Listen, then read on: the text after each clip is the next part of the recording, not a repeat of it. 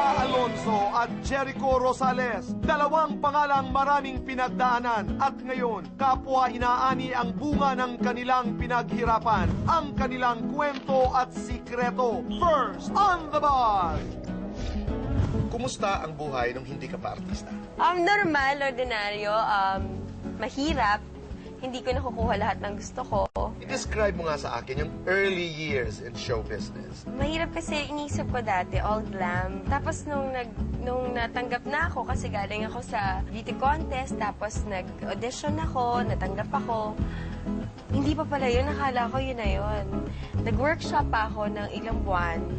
Tapos, syempre wala kaming kotse. So, kailangan kong mag-MRT paminsan mag-isa kapag hindi na ako masasamahan ng tito ko. Walang nang api sa'yo? Pero, syempre kapag sasabihin sa'yo, yan lang yung mga damit mo. Yung ganyan. Anong sasabihin mo? Kasi wala akong damit. Kasi diba, normal na tao ako. Kung ano lang, paulit-ulit lang yung damit ko. Tulad ni Bea, di rin biro ang pinagdaanan ni Jericho bago niya narating ang tagumpay. Ikwento mo nga sa amin kahit bahagya lamang kung anong klaseng buhay meron ka bago ka pumasok sa showbiz. Estudyante, tapos nag-try ng mga iba't ibang bagay.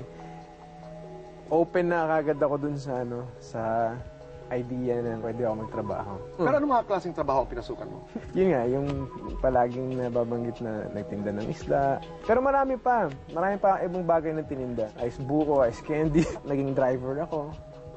Naging konduktor ako ng jeep. Pero sa tulong na rin ang kanilang pagpupursigi at inspirasyon mula sa pamilya, gaano man kahirap, kapwa nakamit na Echo at Bea ang kanilang pangarap. Gaano kahalaga ang role ng iyong ina sa buhay mo, sa karera mo? Kasi si Mama yung naging strength ko. Of course, hindi naman smooth sailing yung relasyon namin all throughout. Lahat naman tayo. Kasi nga galing kami may pinanggalingan kaming broken family, diba?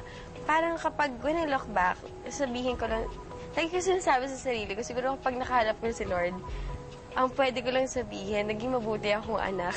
Kumusta naman ang lagay ng puso mo? Masaya naman, masaya. Masaya ako ngayon, in general. Gaano kasarap ang maging matagumpay?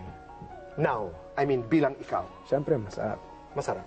Masarap na nakakagaang ng loob. Especially when you look at your success in the context of your family. Sila yung mga bagay na, kumbaga sila yung pag pinaypayan mo yung apoy, nagdidingas yung di ba? Silang motivation. Silang motivation mo, sila yung sila yung fuel. At maging ang mga maliliit na biyaya, kanila ring ipinagpapasalamat. Every day when you wake up, ano yung mga bagay na ipinagpapasalamat? Unang-una, pinagpapasalamat ko na kung ano yung nakukuha ko respect sa crew. Ang sarap ng pakiramdam. Tapos, pangalawa, pinagpapasalamat ko kanang hindi na ako nagre-rent ng kotse. So, may kotse na ako ngayon. Tsaka, ngayon, nakaka-spend time na ako with my mom, with my brother. Ngayon, pag kunyari, may nakasalubong ako na lalaki.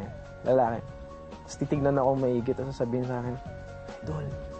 Ganon. Para sa akin, diba? Parang may laman na yun eh. At lahat ng natikman nilang tagumpay, mas sumasarap kapag naibabahagi nila sa kanilang pamilya. May mga pangarap ako sa pamilya ko eh. May pangarap ako sa kapatid ko. So hindi lang, kumbaga, pinansyal, diba?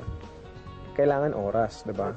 Ang paraan dyan, ilabas mo, kumain kayo, diba?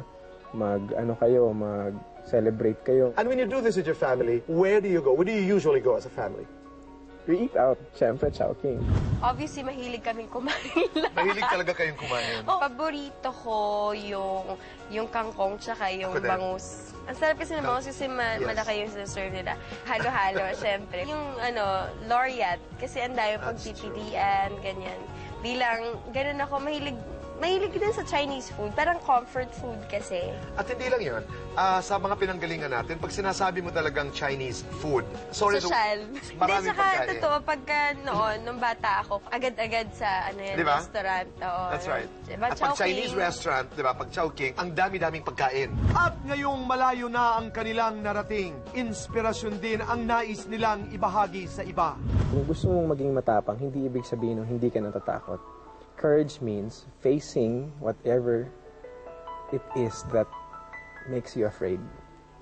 So, harapin mo yun. Pag hinarap mo yung kinatatakutan mo, ibig sabihin matapang ka. Ang pinakamasarap kasi na pakiramdam sa buong mundo yung nagagawa mo kung ano yung gusto mong gawin at mahal mong gawin at naibabahagi mo yung blessings pagkatapos nun.